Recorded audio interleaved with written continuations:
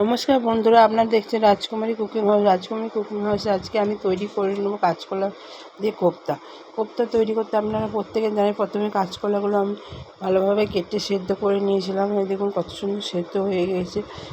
একটা আলু কেটে নিয়েছিলাম।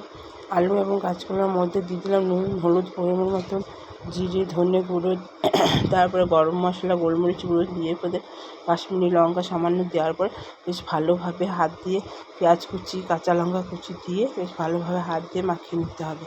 এই দেখুন দেওয়া হয়ে গেলে বেশ ভালোভাবে হাত দিয়ে চটকে মাখিয়ে নিলাম। দিয়ে কত সুন্দর মাখানোটা হয়ে গেছে। মাখানো যেই হয়ে যাবে সেই আমি একটা ওইদিকে কড়াইয়েতে প্যান চাপিয়ে দিয়েছিলাম। ওই দেখুন কত সুন্দর ভাজা হয়। এগুলো নিয়ে ভালো আপনার ডিমের বড়া এবং যে কোপ্তা আকার করে নিয়ে আমি বেশ ভালোভাবে দিয়ে দেবো। ভেজে নেব।